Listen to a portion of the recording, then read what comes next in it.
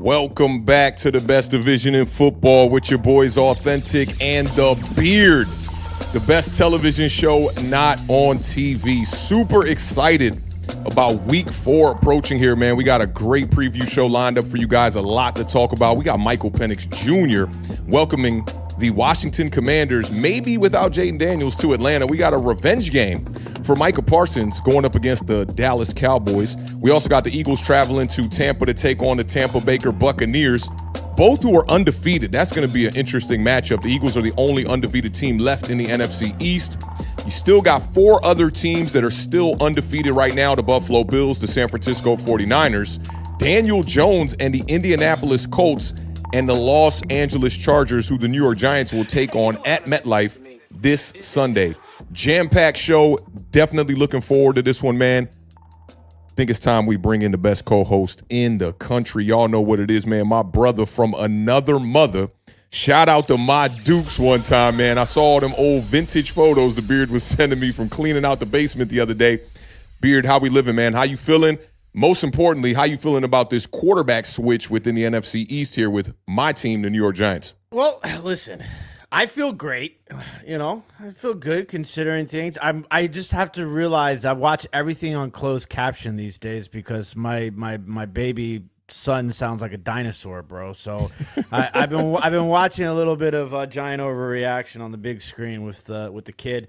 Listen, It's a move. It's a move. And listen, sometimes it's your guy's not playing well. Sometimes you just gotta shake it up, And I think this is a little bit more of a shake-up. Also, I think we realize that the Dallas Cowboys have the worst defense in the National Football League because you go from the New York Giants looking like there's some life in this, putting up all these points and Russell Wilson just throwing 400 yards, and then the next week it's like, what happened? And then now he's on the bench. So it's going to be good for Jaxson Dart. And I know within a lot of the talk of the town is a lot on the coaching staff, the play calling and stuff like that. When you implement a guy like Jaxson Dart, it gives you a little bit of flexibility as an offense, not necessarily the play calling, but if something breaks down, it's a lot easier to try and find some positive yards, some scoring opportunities, which are things that the Giants have not been able to do with Russell Wilson at quarterback. So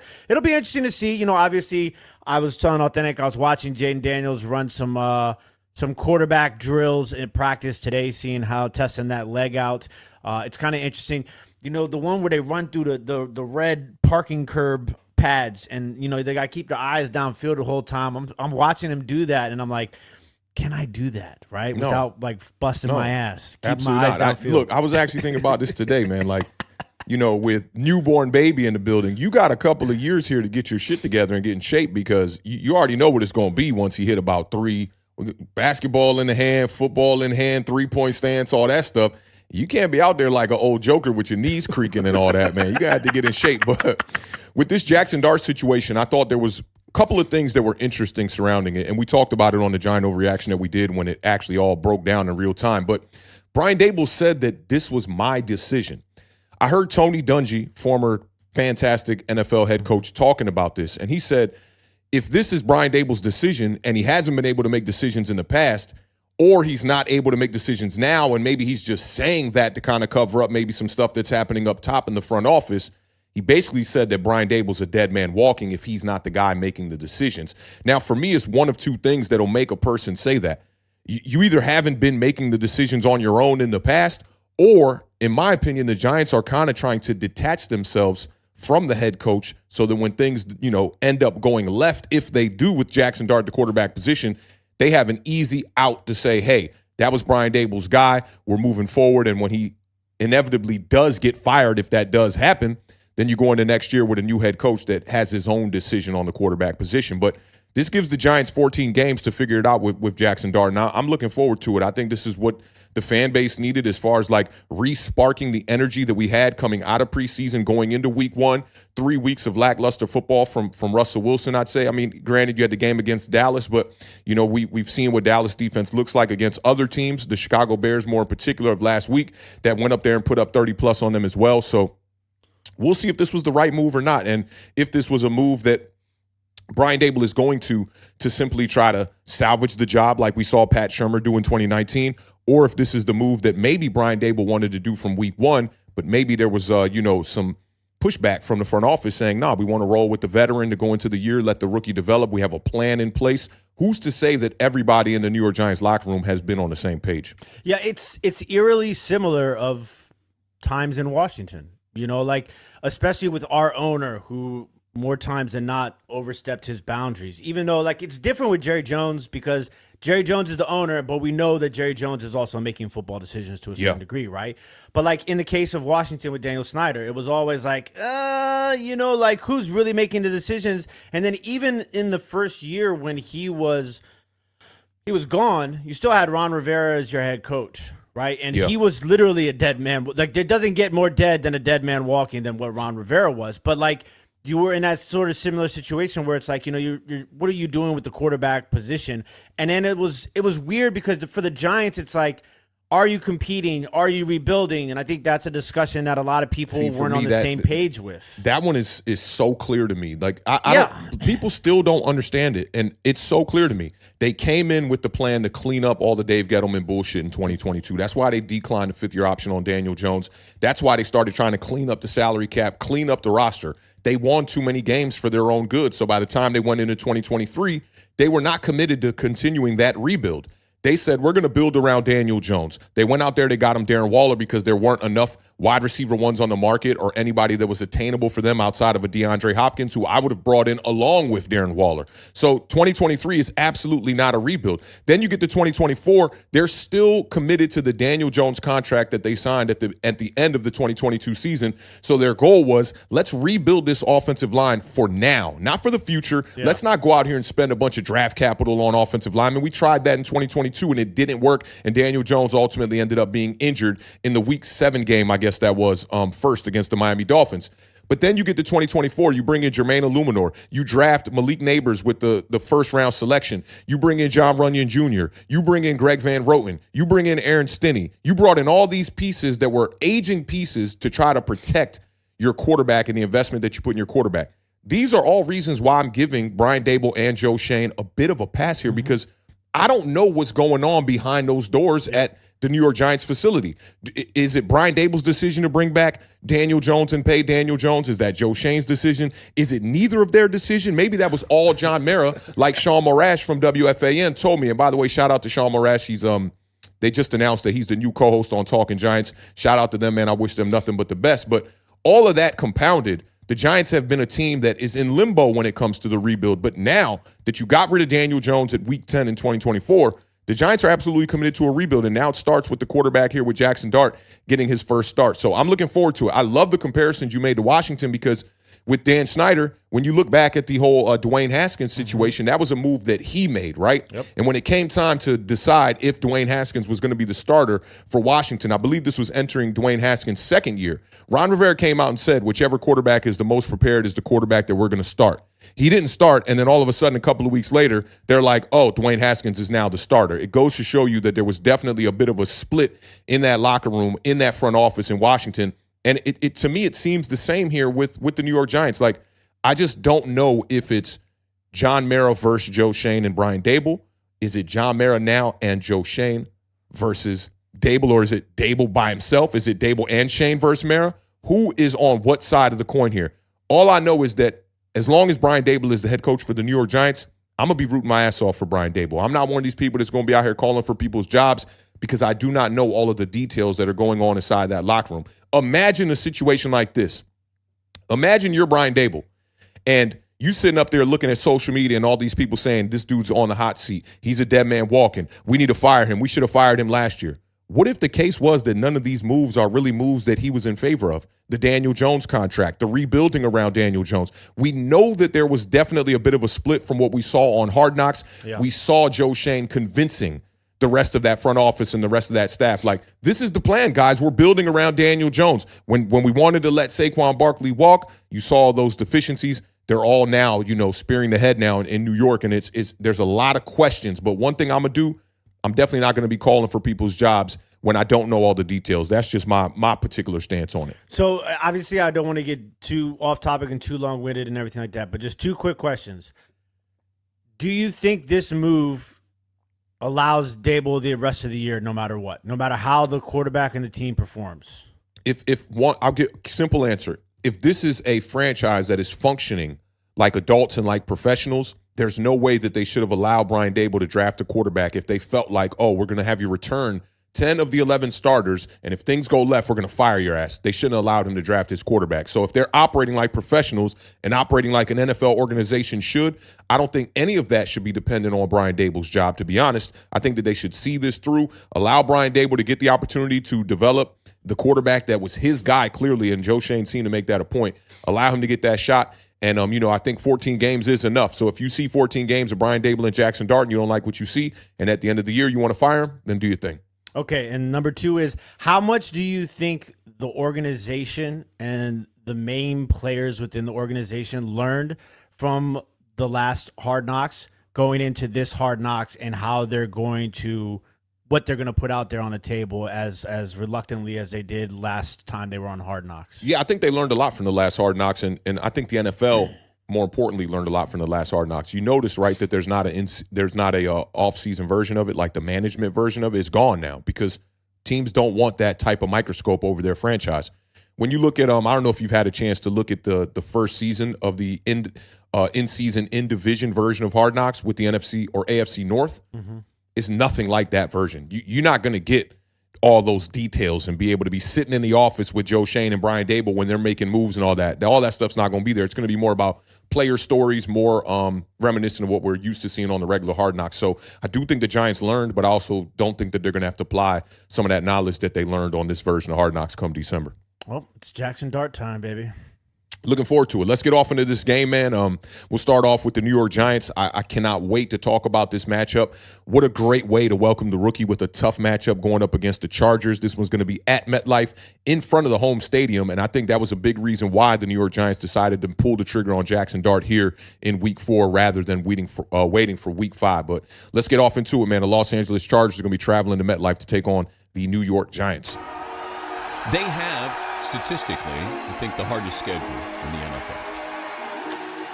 Breaking news that start NFL Live. The Giants are planning to start rookie Jaxson Dart. I like the team. I like the chemistry. I like the leadership. We had a good training camp. We had a good spring. Now we're 2 weeks away. We have to go out and do it. With the story in New York City right now is Cam Stanifer. We got another good opportunity. Put that in the line. Dance on me. 1, 2, 3. They get it blocked off. There could be an opportunity, Bob. Drops back, has time, deep ball, downfield. All right, y'all. 3-0 Chargers taking on our New York Giants, sitting at 0-3. The Chargers are favored by 6.5. I saw the over-under was 43.5. Last week, the Giants lost to the Chiefs 22-9. Chargers beat the Broncos, barely beat the Broncos 23-20. Last meeting, the Chargers beat the New York Giants in 2021 by a score 27-21, where I saw Justin Herbert make one of the best throws right before the half that I may have ever seen in all my existence of watching football. That kid can definitely play some ball. Chargers are looking to start 4-0 for the 5th time in franchise history. Imagine starting off the year 3-0 with 3 divisional matchups going up against the Kansas City Chiefs, Las Vegas Raiders, the Denver Broncos. This is basically like the New York Giants starting off 3-0, beating the Washington Commanders, beating the Dallas Cowboys, and then going out there and beating the Philadelphia start than that. You really can't. And Chargers became just the third team since 2000 to win 3 games versus divisional opponents to start the year. That's very impressive. Giants named Jaxson Dart the starter for the remainder of the season, and Brian Dable absolutely needs Jaxson Dart to go out here and have a hell of a game. Brian Dable is 3-17 in his last 20 matchups, 1-15 in the last 16. The fan base was calling for his job last year. 3 games go by in 2025, and the fans are calling for his job again. That was pretty quick.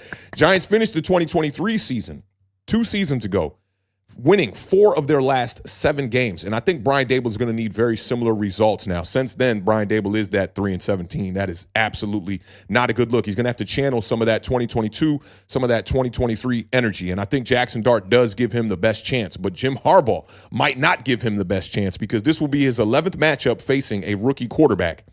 Harbaugh is 8-2 in his career against rookie quarterbacks, 4-0 with the Chargers. So definitely not a good look for Jaxson Dart.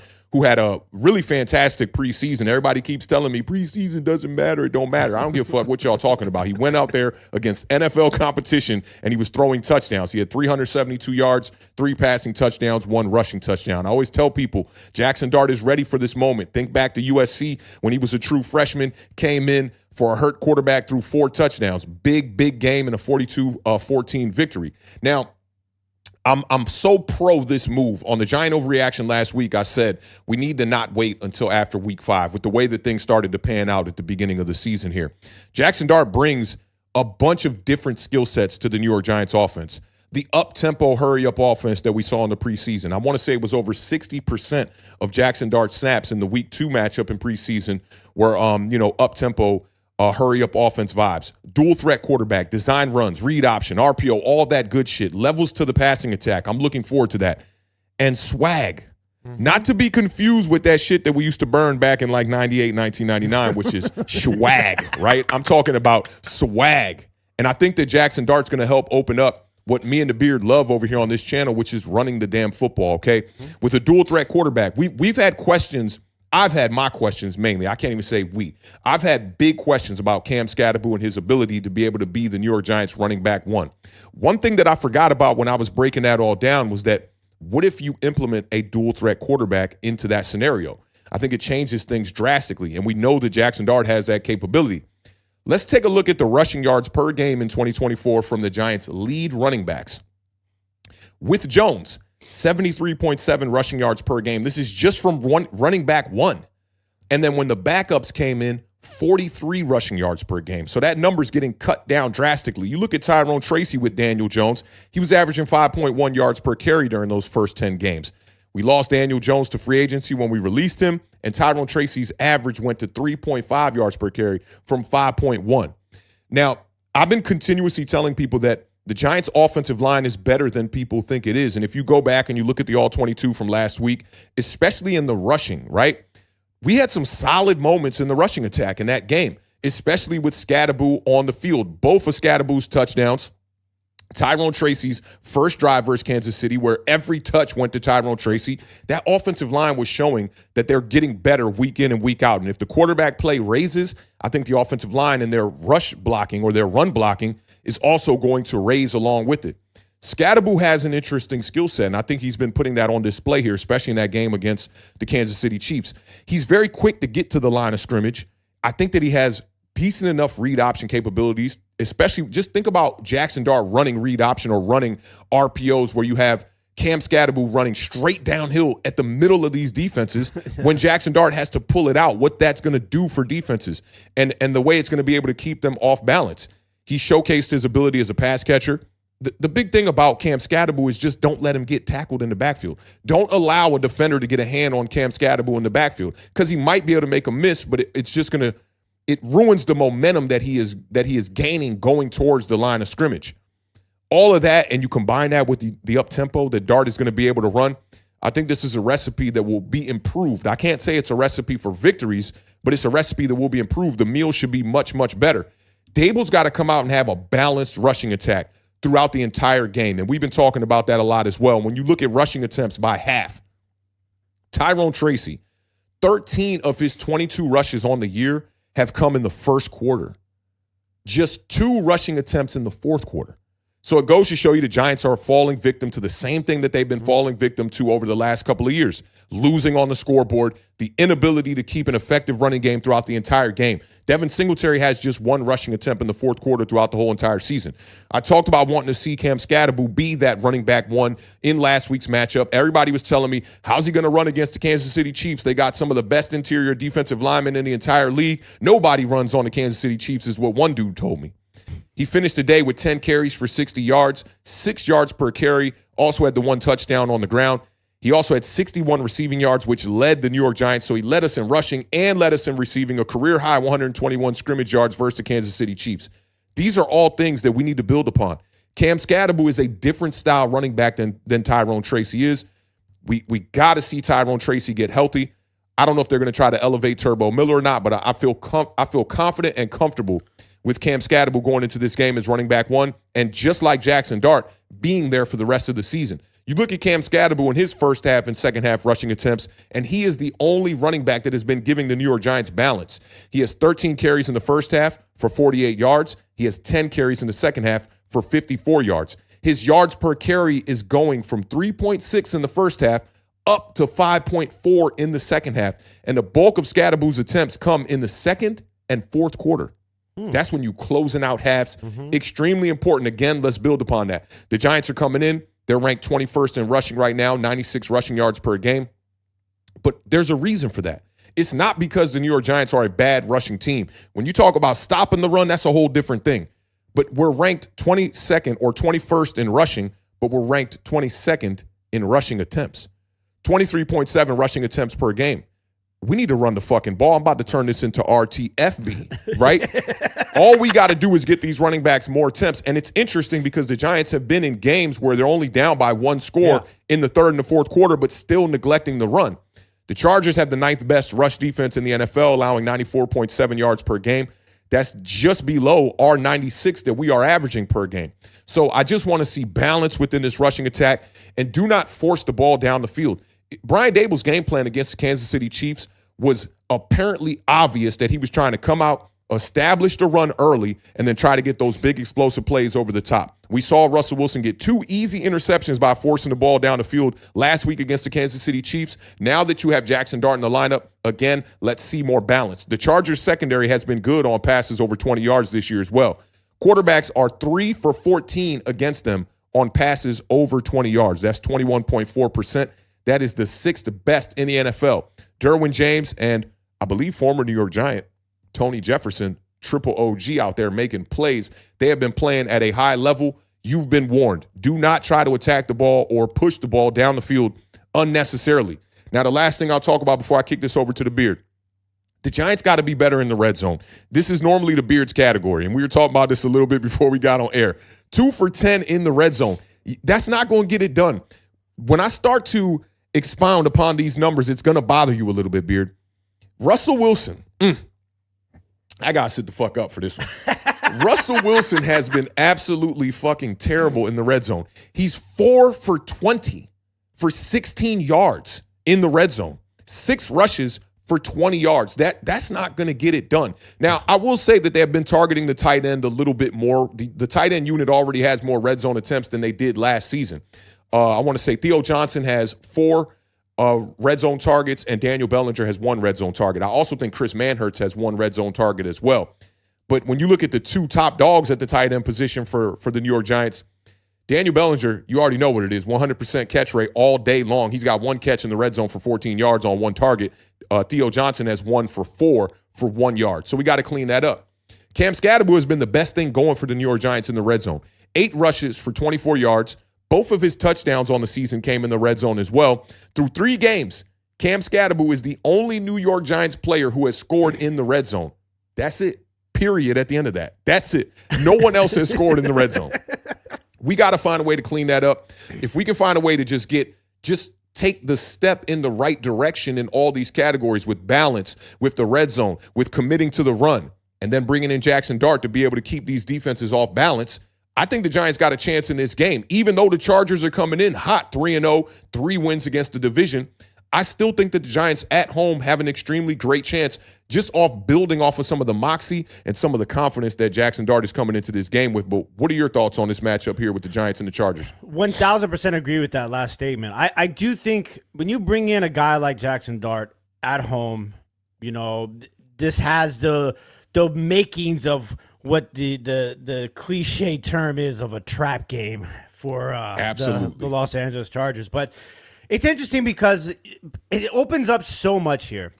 And with Scatterbo, I think the one thing that a lot of people didn't necessarily talk enough about was his ability to catch the ball out of the backfield.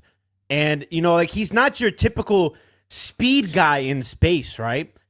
But because of his versatility, he can do some damage in space. So, and I think with Jaxson Dart, you're opening up not just the playbook, but the ability to improvise if the plays don't go according to plan. And I think that's something that you were lacking with Russell Wilson.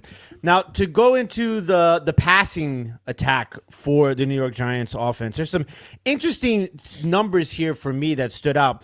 So the New York Giants have the 8th highest yards per completion in the NFL at 12.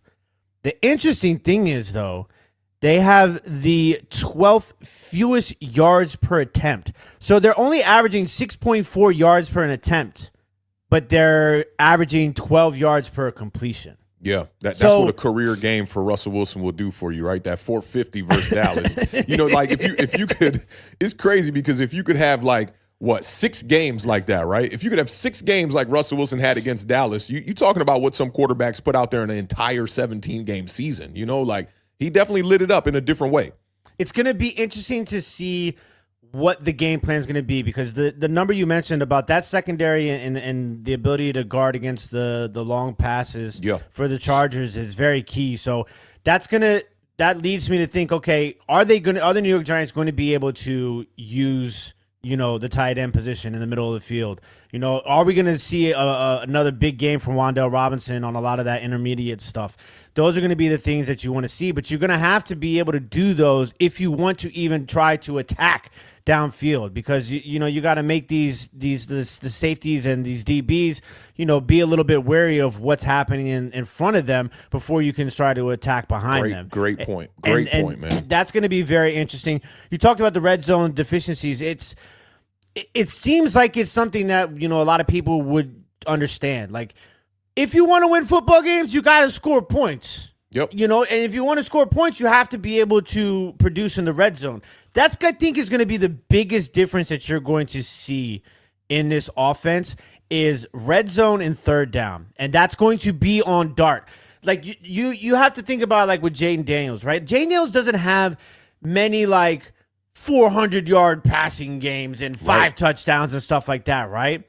But damn, if you watch the game and you see how they convert on third downs with Jaden Daniels, you see how they score touchdowns in the red zone with Jaden Daniels. Not just Jaden Daniels, but because of the threat of Jaden Daniels, it allows the opportunities for those around him, right?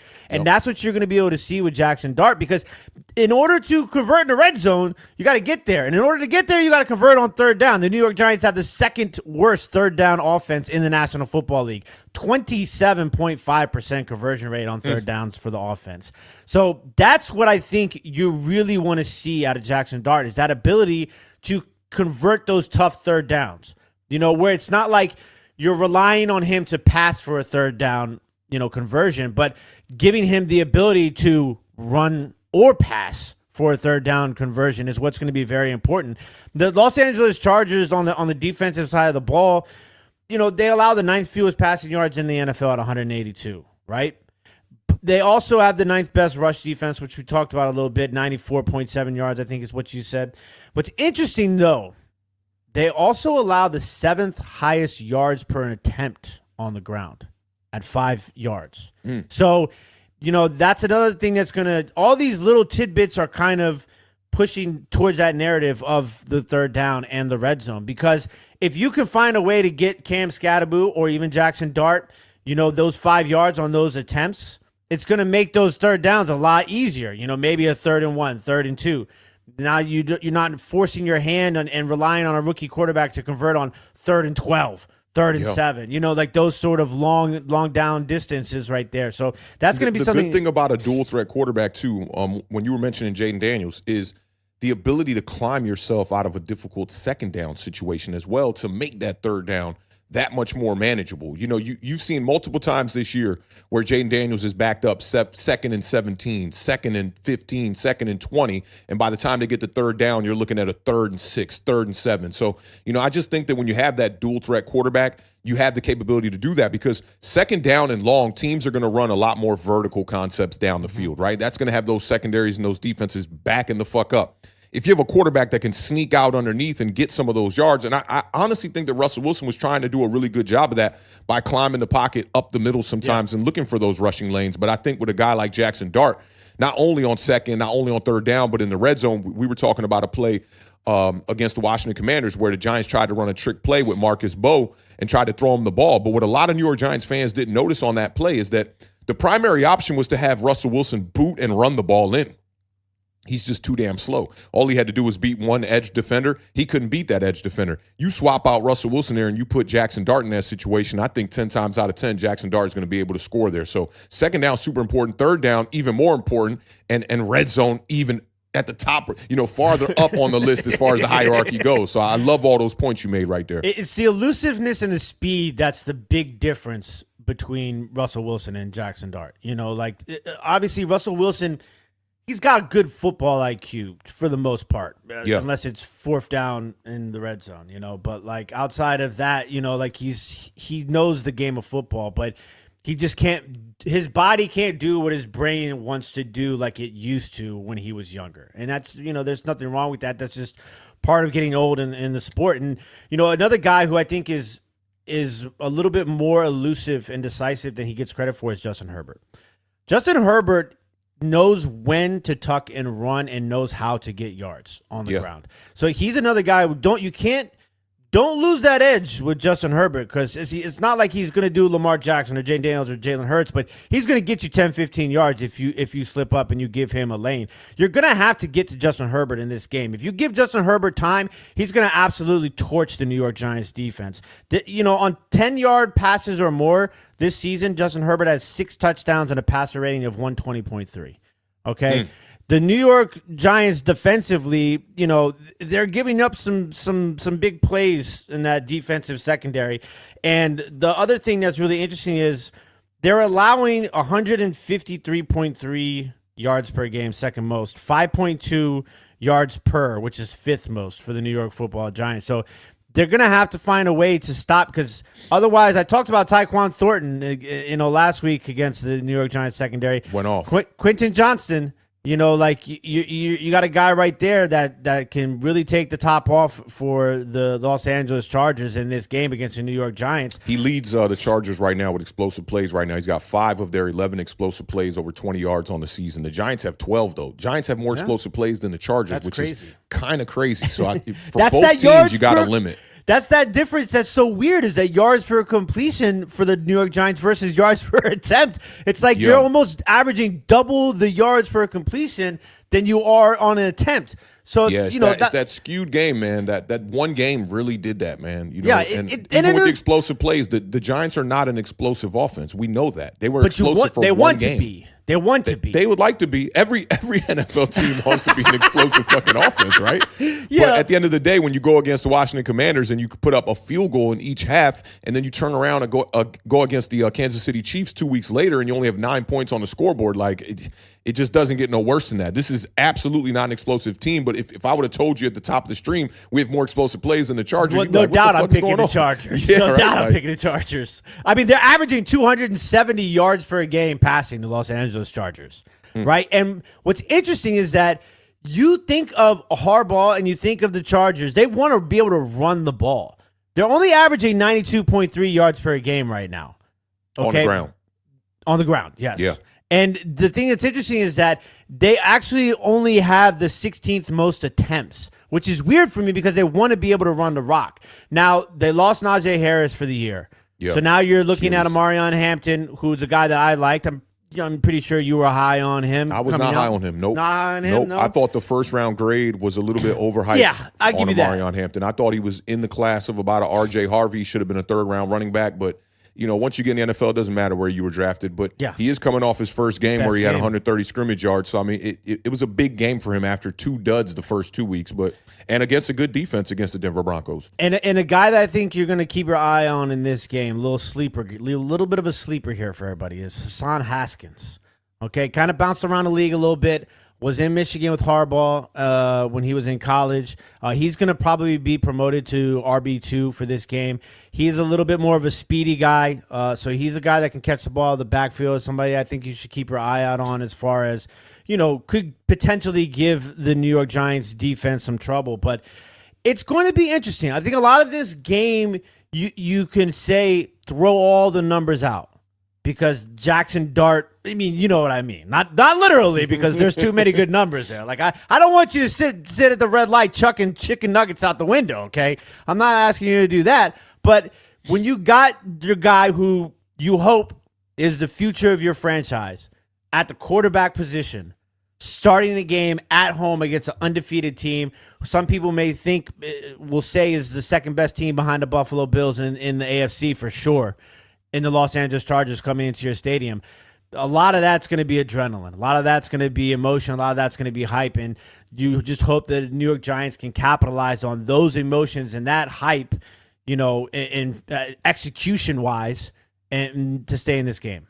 Yeah, I think this is a bit of house money here because I'm not expecting a win from the New York Giants going up against a juggernaut like you just described from the AFC. And, we're hoping that our quarterback will look a bit like the quarterback that we're going up against because Justin Herbert has been playing some high-level football. And you talked about it being centered around a team that wants to run the ball. He's leading the NFL in passing yards right now with 860. He's got 6 touchdowns, 1 pick. His 8 yards per attempt is 6th in the NFL. Herbert is the only quarterback with multiple 300-yard games of any quarterback in the league right now through 3 weeks.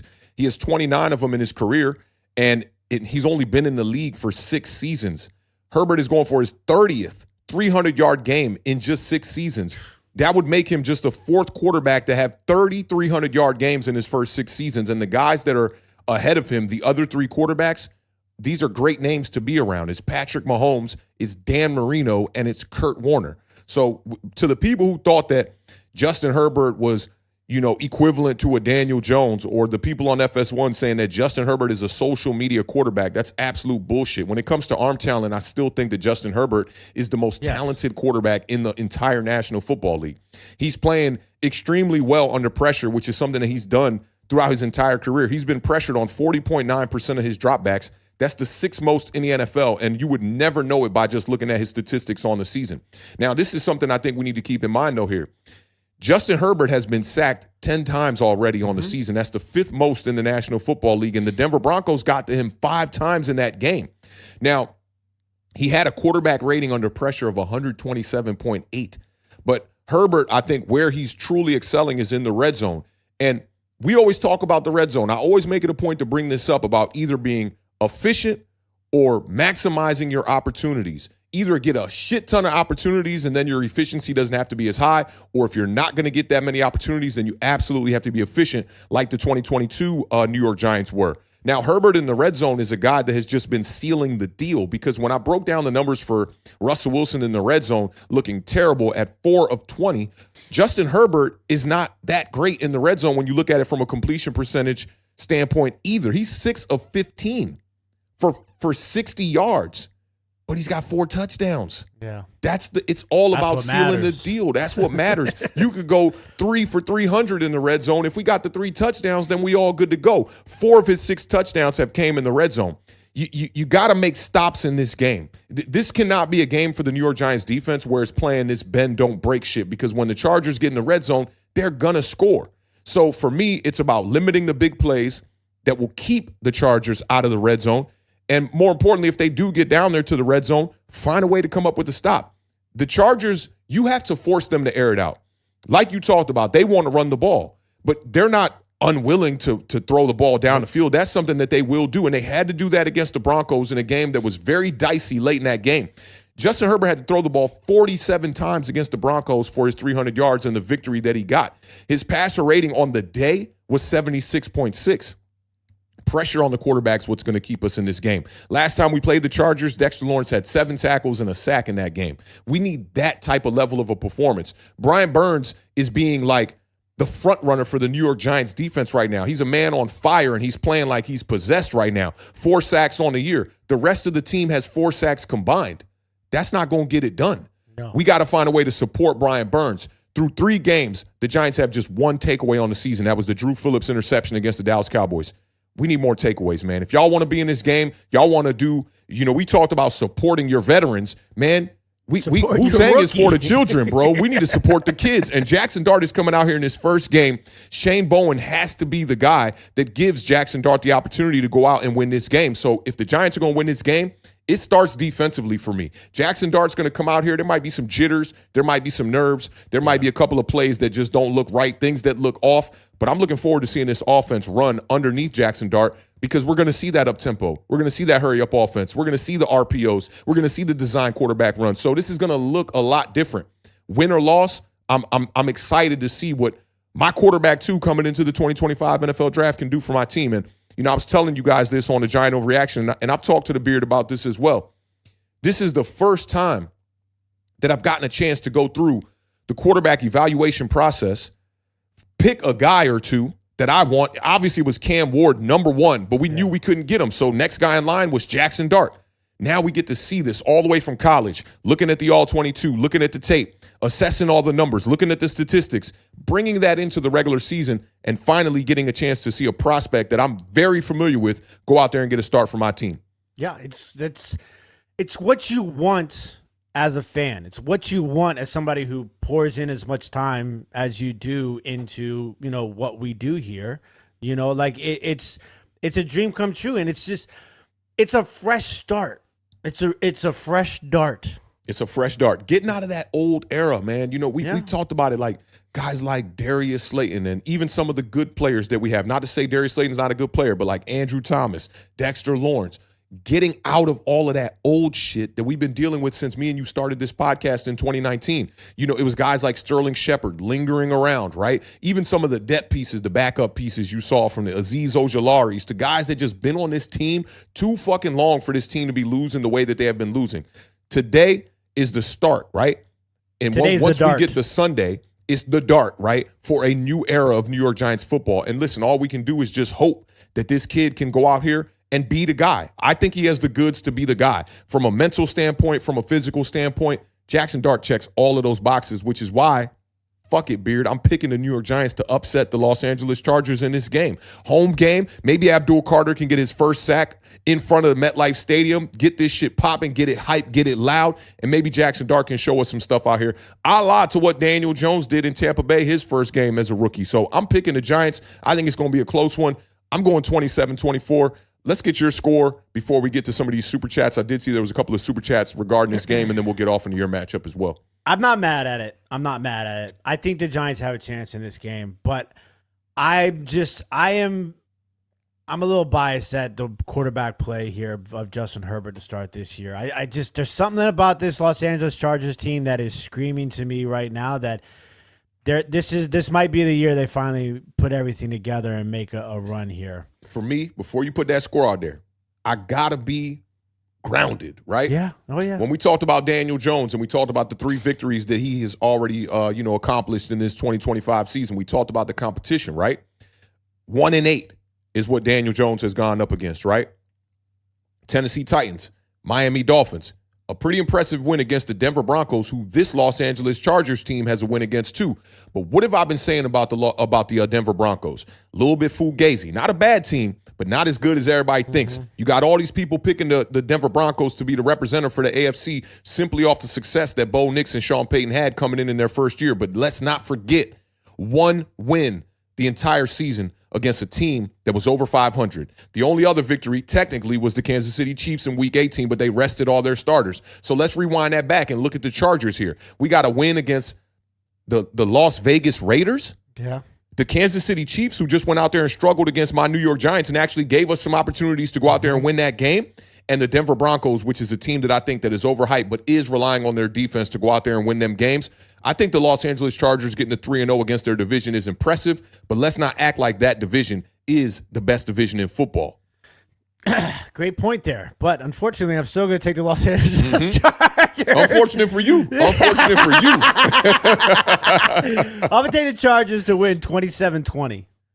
27-20. All right, so we got a pretty close game. That's I think it'll be respectable. Big shout out to our guy, your guy, everybody's guy, Lax044 with the $4.99 super chat. Says, what's going on, fellas? New year, same Giants, not so fast. Let's go, Big Blue.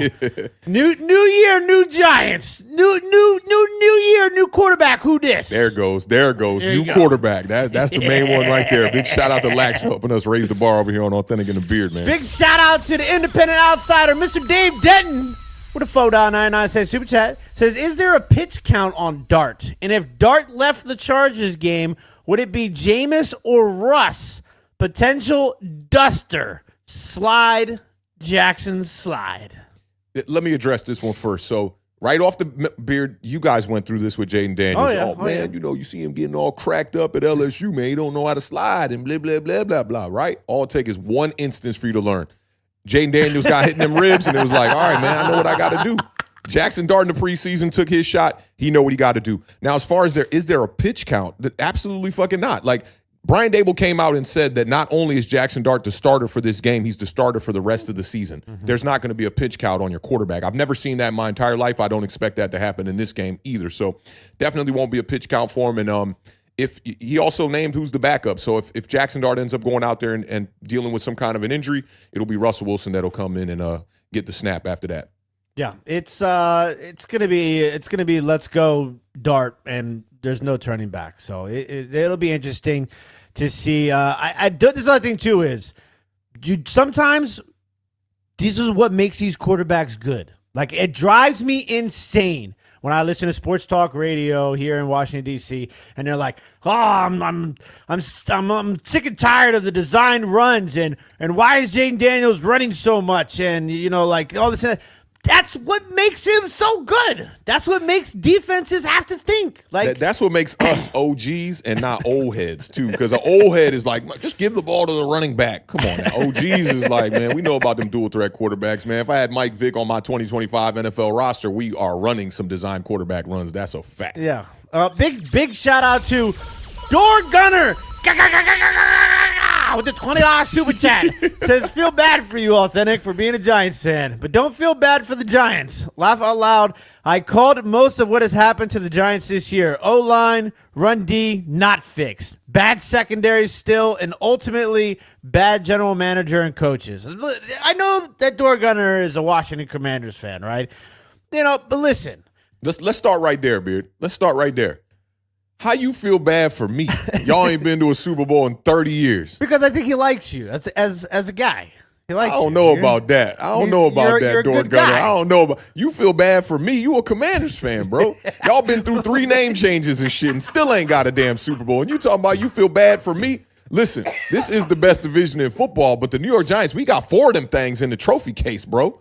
We got 4 of them things, and I ain't no young puppy here, okay? I'm 42 years old. I was alive for every one of those Super Bowls, okay? He's saying he called everything out here. O-line, run defense, not fixed. Offensive line, in my opinion, don't really need to be fixed, okay? I think we're going to figure that out here with Jaxson Dart. He might take a couple of sacks. We know that dual-threat mobile quarterbacks tend to take more sacks because they're more optimistic in their view of the plays that they can make.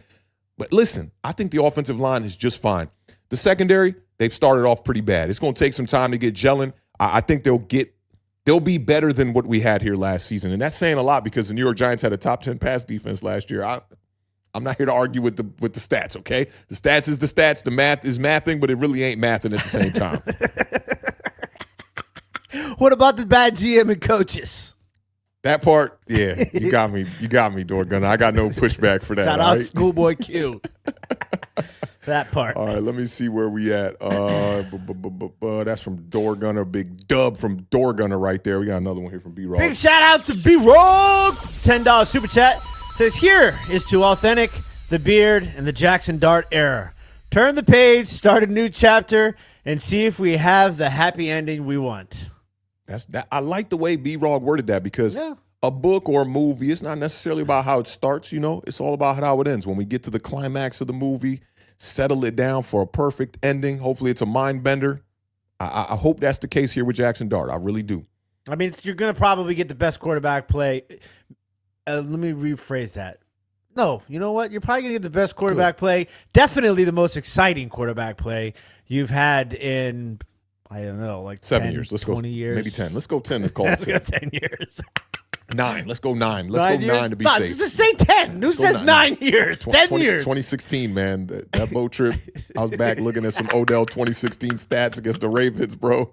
I was like, bring Odell home, man. Odell, Malik, Jaxson Dart, Scatterboo. That shit sound good to me. That would put that last boat trip to shame. Make the last boat trip seem PG. That's a vibe right there. Big shout out to Lou Mateo in the middle with a $2 super chat. So I don't see Dable throwing tablets at Dart. Absolutely not. I had a good conversation with Ben Harris in the DM the other day.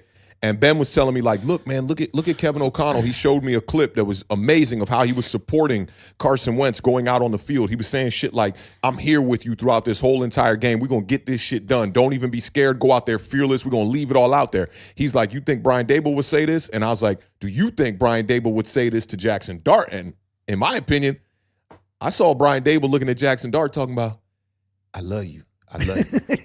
I need you. I need you. This, you are my saving grace. You're like literally, dog.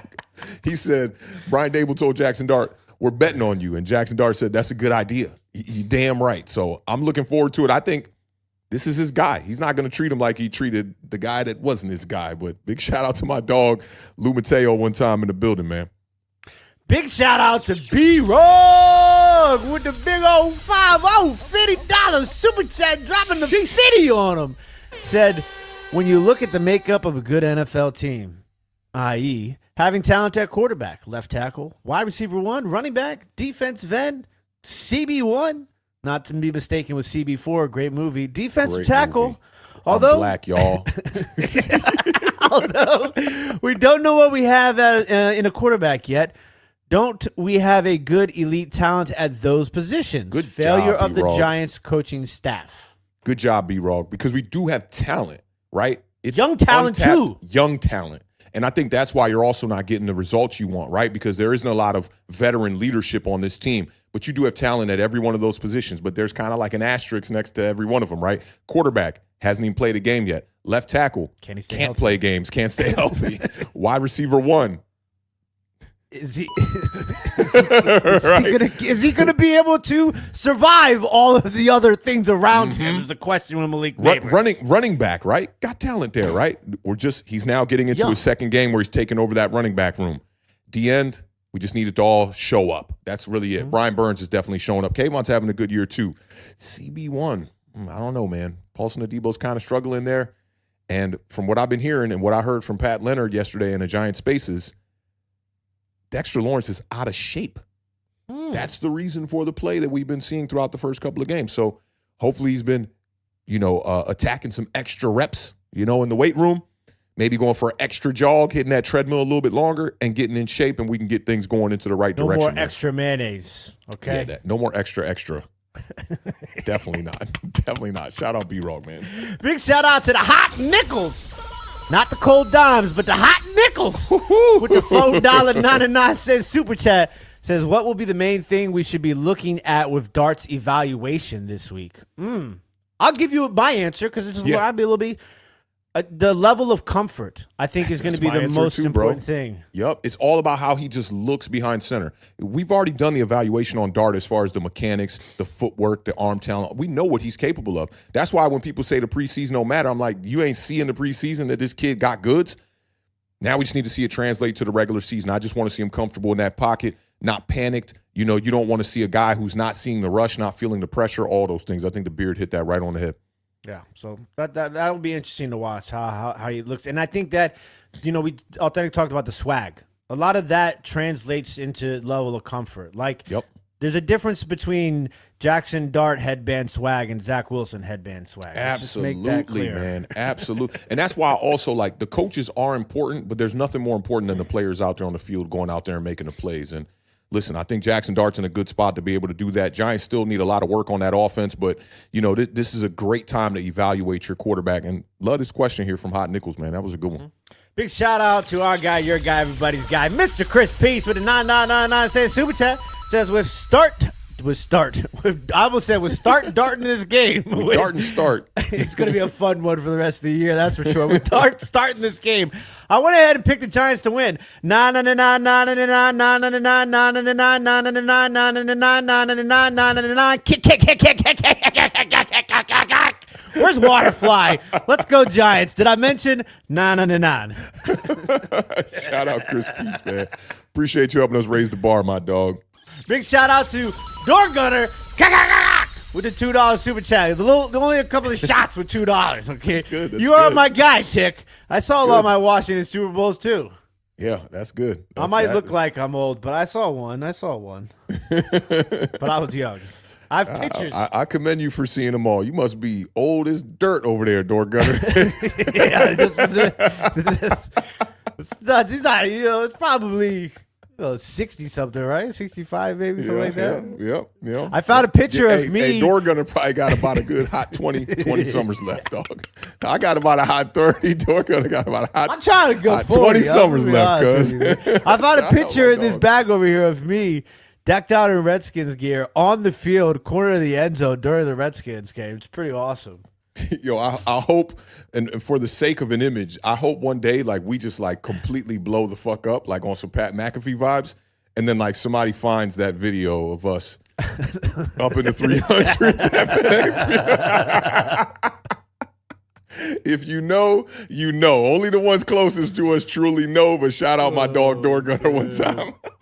Big shout out to the independent outsider, Mr. Dave Denton with the phone down 99 cent super chat. Says, I want to see Dart not force the ball. Use his damn, I know he wants to say legs here, not legal. Use his damn legs. Then open man if the open man isn't there. Dart and Scattaboo on 2 of our 3 receivers, Neighbors and Wandell are number 1. Like it. I like it. I definitely like it. Looking forward to it, man. We're going to get a lot of questions answered on Sunday. And the recap, the giant overreaction, when we come back in a week, these are how you get to know what your team is really about. And listen, we just, supplemented for the most important position in all of sports. So I'm looking forward to seeing my dog out there get a chance, man. Shout out to all you guys, too. We got one more from Door Gunner as well. Big shout out to Door Gunner. Kick. Running out of bullets. Don't make fun of my age. Laugh out loud. Yeah. I am old too, bro. We getting old as well. That's the only reason why we can make fun of the old heads, man. You know what I'm saying? Like in the OGs and all that. But Door Gunner's a triple old. OG. We're not old. We're just established. We're experienced. We're seasoned. Yeah, seasoned. I don't know, man. I think we're old.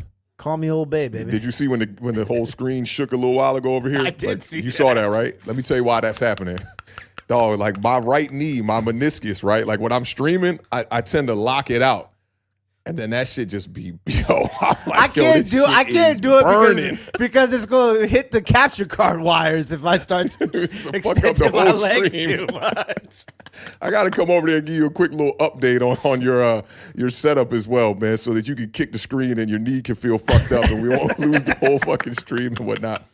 But let's get off into it, man. Spent a lot of time on that Giants game. Definitely a nice little breakdown. But let's talk about your Commanders, man, headed to hot Atlanta to take on Michael Penix and the Falcons one time. He's elevated an otherwise average roster, made him a viable Super Bowl contender. We're not there yet, and that's why I think in the early part of the season that identity is formed, not by what's called, but how you play. And I'm watching the how a lot.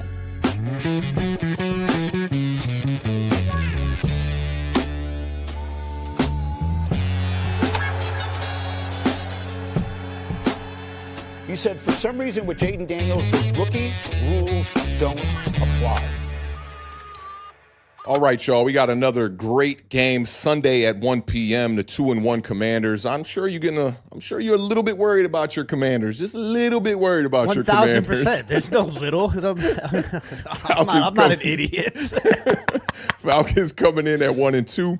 Commanders favored by 1.5, over under 45.5 on this one. Last week, Commanders beat the brakes off the Raiders, 41-24. Falcons got blown out by the Carolina Panthers, 30-0. Last meeting was last year. The Commanders defeated the Falcons 30-24. I want to say that was Michael Penix Jr.'s first start, might have been his second start, can't remember.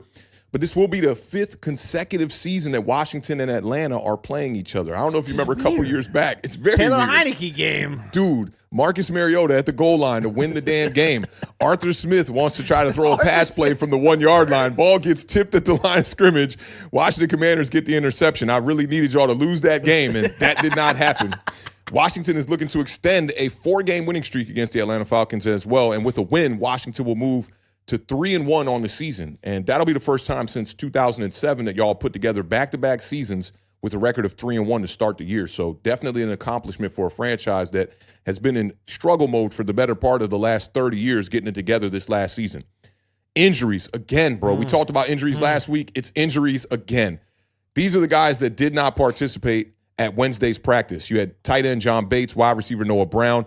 Safety Percy Butler, running back Ja'Cory Krosky-Merritt, tight end Zach Ertz, wide receiver Terry McLaurin, outside linebacker Vaughn Miller, defensive tackle Deron Payne, and left tackle Lermy Tunsil. Limited in practice on Wednesday was rookie cornerback Trey Amos, and the most important player on this whole goddamn team, quarterback Jaden Daniels. Now, I told y'all that the GOAT, my GOAT, Marcus Mariota, I got a couple of GOATs, and they come from the same draft, Marcus Mariota and Jameis Winston.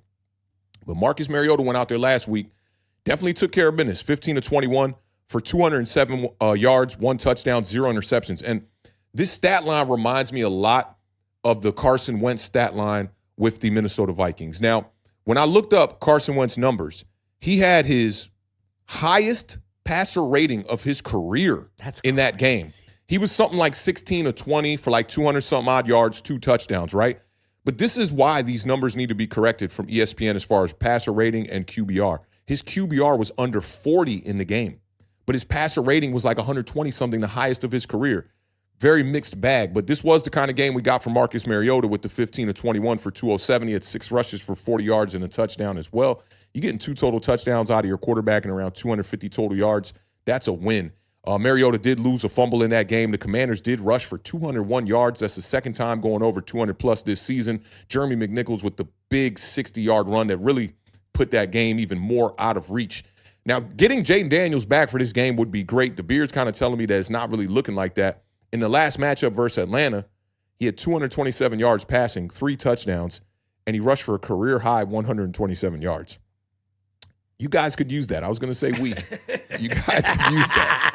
Now, it was a massive team win last week, I thought, for you guys, because no department truly overshined any other department, I feel like. Bobby Wagner, big part of that game, 2 sacks, 11 tackles. Dorrance Armstrong might be one of the best signings from 2 years ago, man. Like, that dude is just continuously getting pressure on the quarterback. He had 9 pressures in that week 1 matchup against the Giants. He had a sack in this past game against the Raiders, 3 on the season. Vaughn Miller and Javonte Jean-Baptiste, shout out to all my Zoes out there one time. He had a sack in this game as well. Commanders got to Geno Smith 5 times on the day, limited Ashton Genty to just 63 yards, and held the Raiders to just 93 yards rushing on the day. Geno Smith had a good day, but Commanders scored 41 points. You're not winning. You know, I mean, unless you're going up, unless it's the Giants, right? You might find a way to squander a victory scoring 40 points. We did that with 37 points against the Dallas Cowboys, but 41 points is tough. And the stat box made the game look a lot closer. Like, when you looked at the total yards from last week, you looked at Geno Smith's performance. I think he had 2 or 3 touchdowns in the game. You would think that this game would have been a lot closer, but it wasn't. And I do think that Michael Penix is going to have to come out in this game and have a stellar performance if the Falcons want to win this game. And it's been a shaky start to 2025 for one of my favorite quarterbacks from the 2024 class.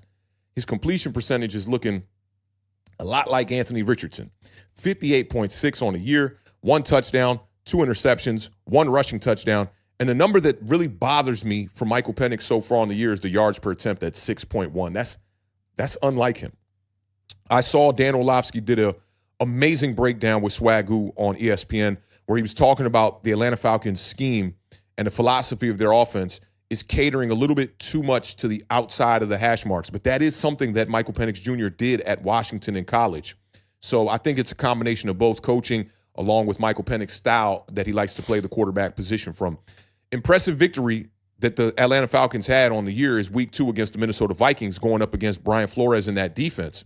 It's all Bijan Robinson. Yeah. 22 rushes for 143 yards in that game. Came away with the victory. In both losses this year, Bijan Robinson has had under 14 rushing attempts. So if the Atlanta Falcons want a shot at winning this game, they got to pay attention to what we're doing over here on Authentic and the Beard, and you need to run the damn ball. Bijan Robinson leads the NFC with 403 scrimmage yards. He is one of 3 running backs to have over 100 scrimmage yards in all 3 of his games this season. You want to take a guess at who the other 2 running backs are that have had over 100 scrimmage yards in every one of their games this year?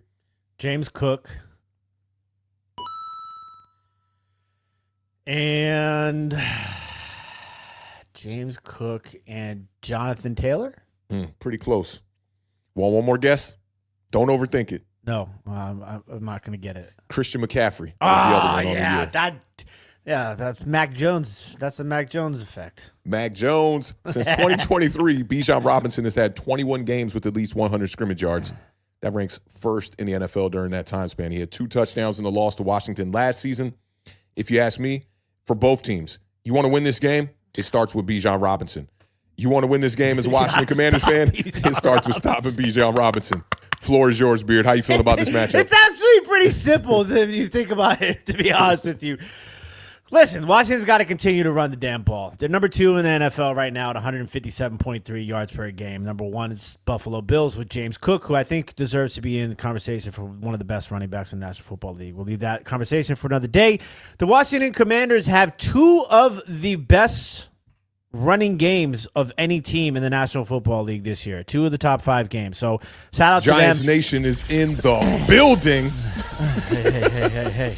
Put They're also 220 on our head, boy. They're also averaging a whopping 5.7 yards per carry, which ranks numero uno in the National Football League. So it helps if you can knock out, like I said, when you look at these averages, the law of averages is a good average to be lawed out, okay? 5.7 yards per carry, you're getting first downs. You don't even get the third down. You two plays, 5.7 yards. You're no third downs. They have the 5th best starting field position in the National Football League. Shout out Deebo Samuel and the rookie as well, because the lane, had the punt return for the touchdown. So that was Did you huge... see the sight and sounds on the kickoff with Deebo? The ball was in the air, bro, and he was like, switch, so that he could get the return. Took it like, what, 70 yards? Yeah. Veteran so shit right there. Stuff like that, those sort of things you need to have in your advantage when you're dealing with as many injuries as the Washington Commanders are. So 5th best average starting field position. They're starting at the 33.5-yard line on average. They have that don't sound as good. It don't sound that good as where right? they ranked, right? It don't sound as good, but new kickoff rules and all that. I'm getting used to it. Man, I've been watching. There's a lot of I'm just watching this game. I'm like, these guys are basically starting at midfield. No wonder they're scoring all these points. You got to have a good kicking attack, when you're defending the starting position as well.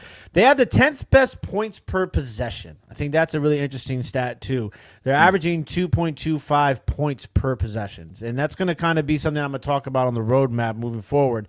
They got to be better on third down, though. They are the 11th worst third down offense in the National Football League right now at 37.8%. Yeah. That's why those 5.7 yards per carry are very important, because you want to eliminate these third downs, because you can't convert, apparently, very well right now without Jane Daniels on third down.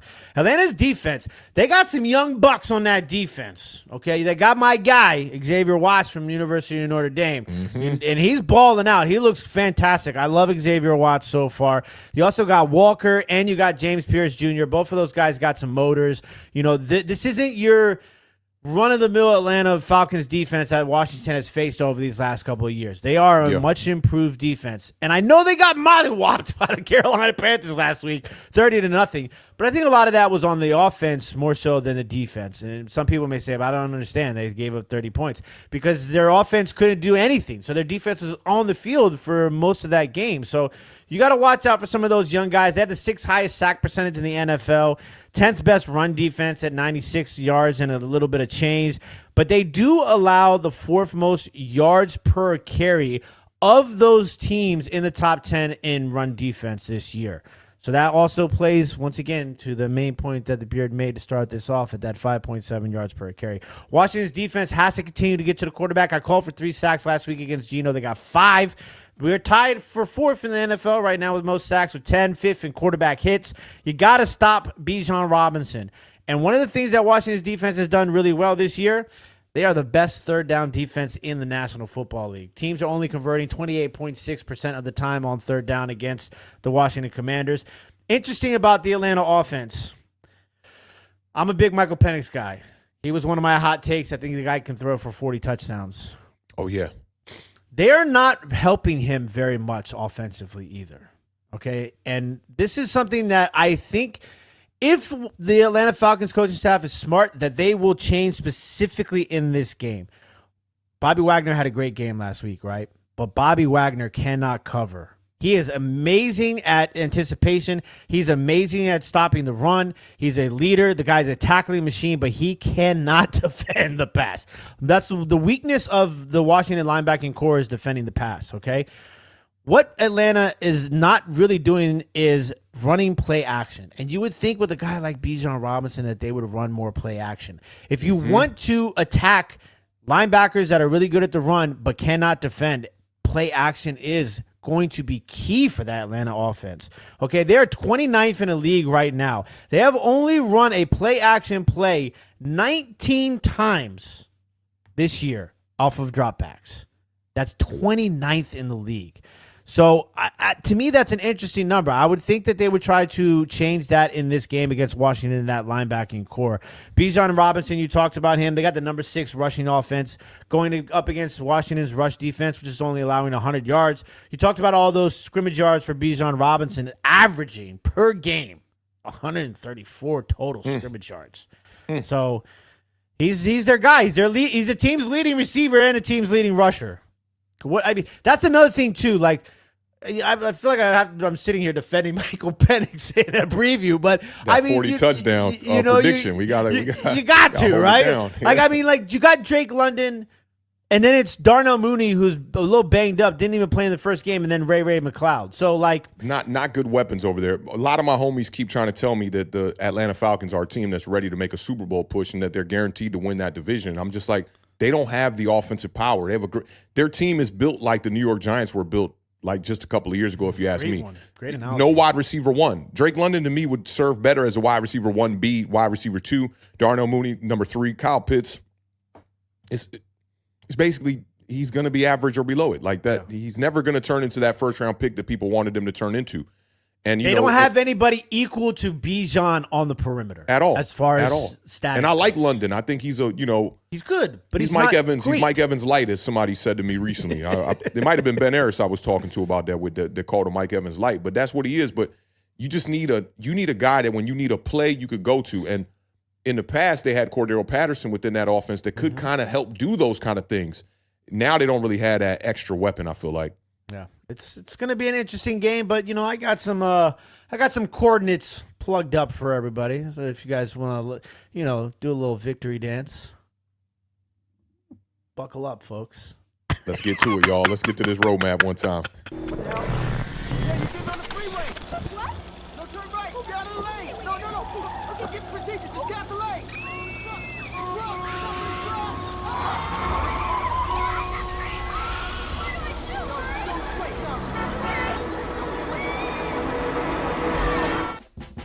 Ladies and gentlemen, the roadmap to victory, unofficially sponsored by the official sponsor, Wazay.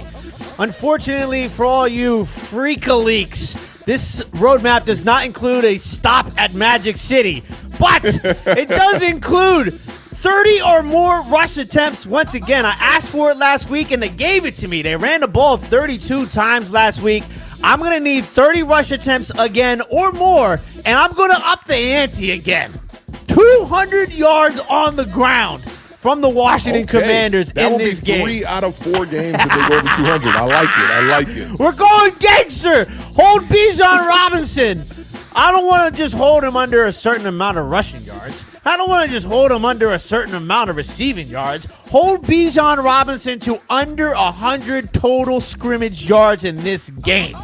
Also, I don't care if it's Michael Penix or Kirk Cousins. You got to get to the quarterback. I'm going to need at least 3 sacks. I asked for 3 last week. We got 5. The roadmap has been clicking and clacking on its way to victory week in and week out. Definitely got to protect the quarterback. I don't care if it's Mariota or Jaden Daniels. Protect the quarterback. There's a lot of young bulls on that defensive line for the Atlanta Falcons. Protect the quarterback. 2 or less sacks allowed in this game. And last but certainly not least, I want you to score on at least 60% of your possessions, Washington. If you can click off all of those coordinates in the map, you will find yourself in the winner's circle. Sounds like you picking your Washington Commanders. I think that just might be the case. All right, I'll go score first here. Man, I caught up with you last week, right? Because I picked one of those games differently. We'll have to get to the stat department for that. Shout out to the stat department. Shout out to the graphics department. I'm trying to think if I should go out on a limb here and pick the Falcons. I mean, they did beat the Minnesota Vikings impressive. That Panthers loss is, Definitely Weird. got me thinking, what have you done for me lately? And the Atlanta Falcons didn't do shit last week. Literally. Yeah, they didn't do shit last week. Damn, could they beat them with I think too much is just in favor of the Washington Commanders in this game. You need a huge game from Michael Penix Jr. You need a dud. You need Marcus Mariota to go out there and put up a dud and Jane Daniels to not play. But I'm still going to take the Commanders. I think it'll be close just like it was last year. Give me the Commanders. Let's go 30-26 in favor of the Commanders. It's not bad. I got a little bit of a lower scoring game. I got Washington 27, Atlanta Falcons 20. Good stuff. Nice little 3-1. safe score right there. I definitely like that. All right, let's get off into this rapid fire segment here.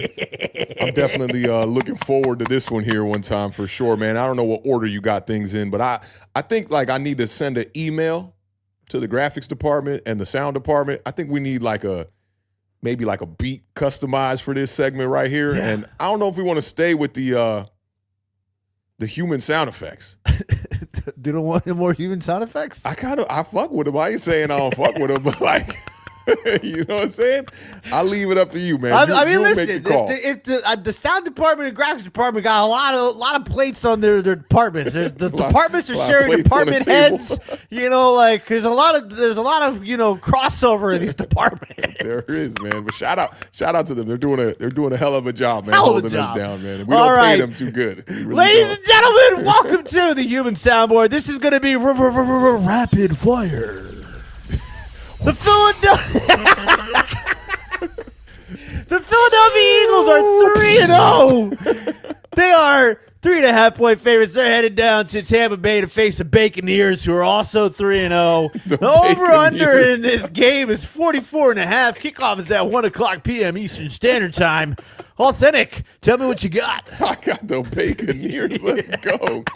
This is a good one here, man. NFC playoff preview right here. Two teams undefeated. Should be a really good one here. I think the Eagles are kind of skating on thin ice the first 3 weeks, right? They've been a little lucky there. 400-pound guys blocking field goals and going 80 running yards. them to the house, man. That's 3 one-score victories. Saquon Barkley does not have a single 100-yard game through 3 weeks. The Bucs have the 6th best rushing defense in the NFL, allowing 84 rushing yards per game. This is going to be a tough one, man. I'm rooting for Baker. Absolutely rooting for Baker. But I think that the Eagles just find ways to win these kind of games. You got A.J. Brown, who finally got it going last week, got a 100-yard game, 6 receptions, 1 touchdown. Took a late block field goal last week for the Eagles.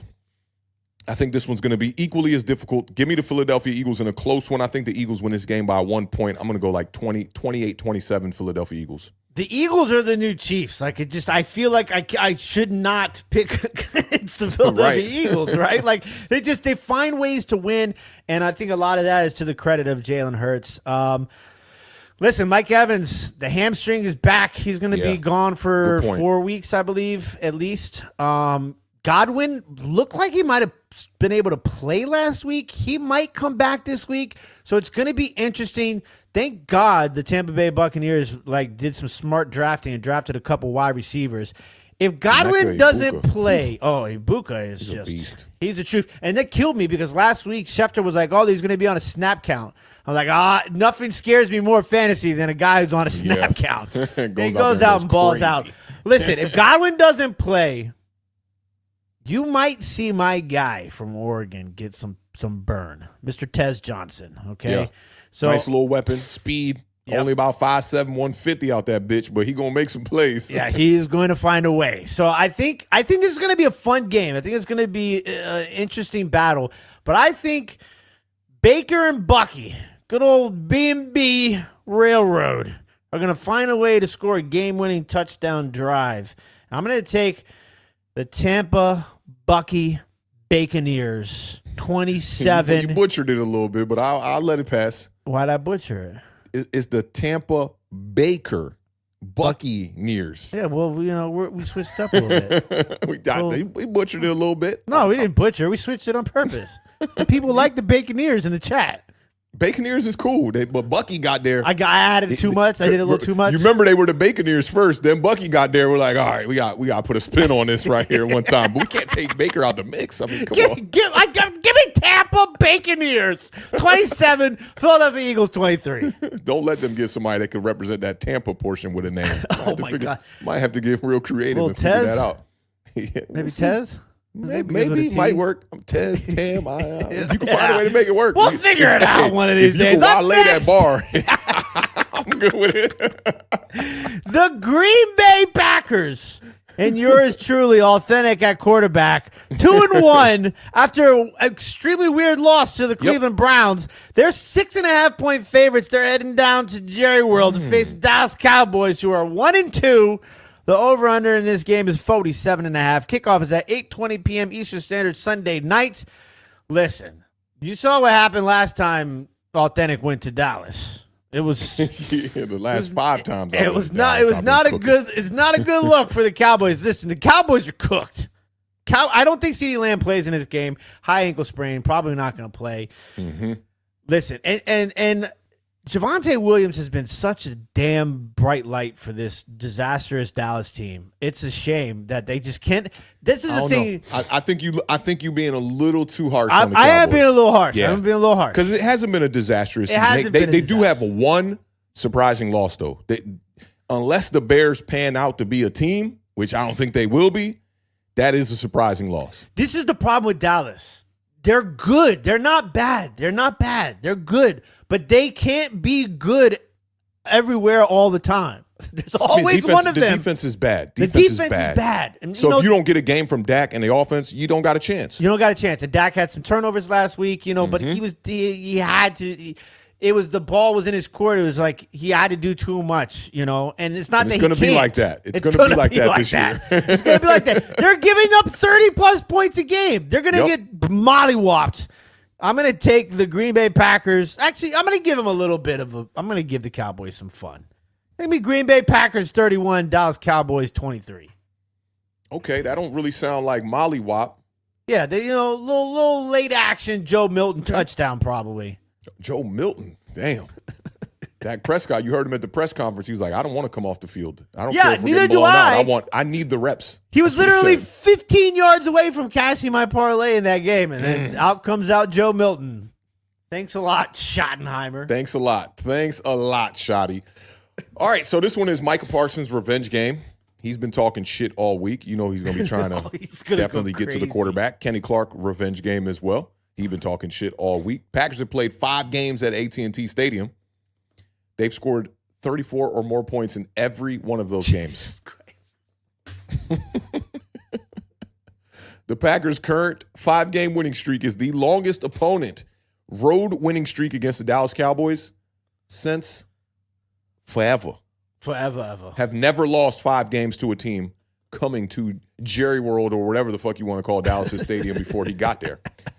Cowboys defense ain't good. We know that. They look like a joke right now. That offense is going to have to compete, going to have to score points. I think if the defense can hold the Packers to under 30, the Cowboys will have a shot to win this game. But you talked about the CeeDee Lamb injury. You need George Pickens to look like a wide receiver 1 if CeeDee Lamb's not going to go.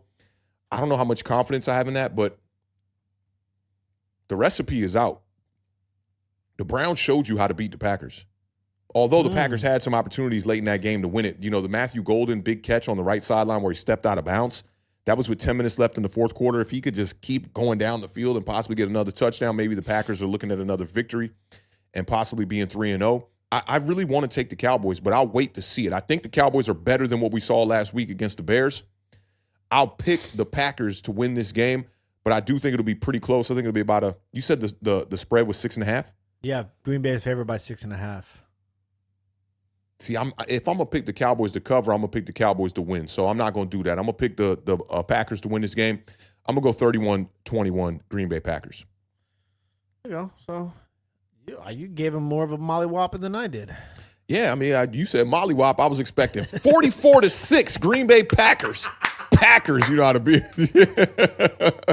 I didn't want the Dallas Cowboys fans coming for me, Yeah, I'll be sensing that hate boiling and bubbling. What do we call it? non-believers, Non-believers, right? Not non-believers. haters, but I sense the hate creeping back Disbelievers. up. We're Like disbelievers. the hate was like right there. It's like, get your ass. That's how I was looking at it. We're going to move on to Thursday night. Ladies and gentlemen, if you guys have not been following along with Authentic and the Beards parlays, Thursday night Been same going game well. parlays, we have cashed 2 of the first 3-week Thursday night parlays. So tonight we got the Seattle Sea Chickens. They're 2-1. They are 1.5 point favorites. They're headed to Arizona to play at Phoenix University Online Stadium. Cardinals are 2-1. Get your degree online. The over-under is 43.5.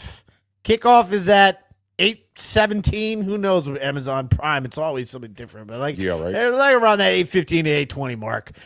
Tell me what you got, Authentic. Okay, you say Seahawks by 1.5. Seahawks by 1.5. Don't like that. Over under 45. No, 43. 43.5. Like that right there. I'm gonna take the over right there. Seahawks won the last matchup 30-18 in December of last season. Torrey Horton last week, man. Dog. Talk about jealousy, bro. That was one of the guys that we were talking about a ton leading up to the draft. I thought the New York Giants were going to draft a wide receiver. They didn't want to do it. 95-yard punt return, the longest punt return in Seattle Seahawks history. He also had a receiving touchdown as well. Quarterback perspective, Sam Darnold playing really decent football in his first season with the Seattle Seahawks. So far, he's got 4 touchdowns, 2 interceptions on the year. The completion percentage is what is very impressive at 70.3%. Sam Darnold, since 2024, since he became the starter when he was with the Minnesota Vikings, has 13 games with 2 or more passing touchdowns. Can you name anybody that has more in that span? You can't, because Sam Darnold is number 1 in the NFL in that span as far as 2 touchdown performances. I was going to say, it's definitely not Daniel Jones. It's definitely not Daniel Jones. Sam Darnold coming off back-to-back performances with 2 touchdowns versus the Steelers and versus the Saints. But I also think that Kyler Murray's been playing some really good football that's being overlooked, pun intended, as well. Has 10 touchdowns, 3 interceptions in his last 5 starts at home. He's also won 6 of his last 7 starts at home. Give me the Cardinals. Ooh. Give me the Cardinals outright. I don't know what all this sleeping is going on for with Kyler Murray. I'm picking the Cardinals in this one, man. I thought that last week the Seattle Seahawks kind of struggled. Offense wasn't looking as great as we wanted to look like. The transition in the quarterbacks has been a thing. A lot of new faces, new coaches, new all of that stuff over there. I think it's going to be an uphill climb for them. Divisional game here, I'm taking the Cardinals. Okay. This is going to be interesting. I'm going to take the Seattle Seahawks, 23-20. Okay? So I'm right like at the over-under. You like the Cardinals to win outright, right? Mm-hmm. What do you how big of a victory do you think the Cards have? Close, probably.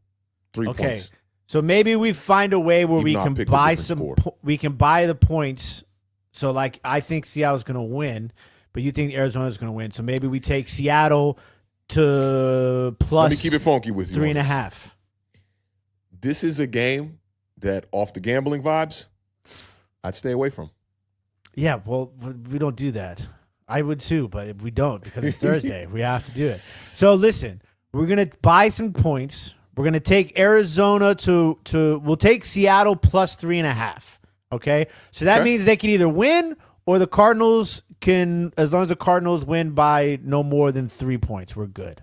Okay. Okay? So we get a little bit of beer, a little bit of authentic in that. So we're going to take Arizona. We're going to take Seattle plus 3.5. Okay? Points. The over-under is 43.5. You went under. I went over. So what do you want to Don't like it as far as points. Okay, so Let's go anytime touchdown, Trey Benson. Okay. Trey James Benson. Conner out for the year. Yep. It's about time my dog from Florida State turns into one of them ones. All right, I'm with you. Okay. One more to give them before we give you. Well, if you guys, the full parlay will be out on Twitter in about 30 minutes or so. So if you're not following Tim Walk on Water 2 and at Authentic, we will be posting the official parlay. But right now, we're going to go Seattle plus 3.5 at anytime touchdown, Trey Benson. We'll give you guys the rest of the legs on Twitter because you like some Jaxson Smith. Jaxson Smith going to get in Jigbo with it tonight. Yeah, Okay. I like that. Mm-hmm. So we'll give you guys the full parlay on Twitter following this episode live of Authentic in the Beard. Good stuff, man. Good stuff. So we got a few discrepancies in the game picks and the scores and whatnot this week, but we'll see how things pan out. And I think once we end week 4, we need to do a quarter of the year or whatever the fuck, tally up, see where we at, and start keeping track of this stuff. But big salute to the gang, man. Let me make sure we didn't get any other super chats. Good, we didn't get any super chats that we missed and whatnot. Shout out to all y'all pulling up, rocking out with us today. It was packed house today, man, for a preview show, man. It was a lot of y'all in the building. So anybody new lurking behind the scenes, if you digging the vibes, you know what it is, man. Hit the subscribe button. You don't have to, no pressure to, you know what I'm saying? But if you like the vibes here, we welcome you to pull up every Thursday at around 1 p.m., give or take. We're a little bit late, a little early sometimes around this time. And we've been active, man. We've been staying extremely active, man. So we appreciate all the support and y'all helping us raise the bar, man, and just tuning in and presence over presence, as my dog Pete would say, man. Y'all presence here is what is most important to supporting this show here. But Beard, any last words before we get the fam up out of here? Hour and 30 minutes. That was good. Yeah, man, just appreciate all the love and all support from everybody who's watching now, watching later. And, just keep on grinding. Congratulations, Giants fans. Your Darton savior is here. We like to, on the Giant Overreactions, do a emoji that we tell people that are watching a replay to leave in the chat. Okay. It's on you today. What's the emoji that people are going to leave in the chat for the replay, not for the people that are active in the chat dropping biceps like Deedon and Gregory? Salute to y'all too. But if you are watching the replay, I want you to put some a choo-choo train in the emoji in the chat. I like it, man. That's what's up, man. Shout out to all of y'all again, man. Y'all know how we end every show over here on Authentic in the Beard. Keep raising that bar. Keep living those dreams, because the universe flows in Technicolor and surround sound, and a life without dreams is a life in black and white. Rest in peace to the podcast GOAT and New York legend, Combat Jack. And that is a wrap. Best of luck to all y'all fantasy football players out there this week. I know I need a dub. Me and the Beard need a dub in that other league as well, bro. We definitely going to be fighting, scratching, clawing to try to get this pot. In our money league, bro, I've won the high score bonus 2 out of the 3 weeks. Let's continue the theme and get 3 out of the 4 weeks here, man, to just pay for my whole fantasy league outright. We're going to see how it goes. But again, man, we appreciate y'all rocking out with us today. Y'all enjoy y'all Thursday. Enjoy your Thursday night football. We will catch y'all next week. Same place, similar time. Y'all be good, man. Peace out, y'all.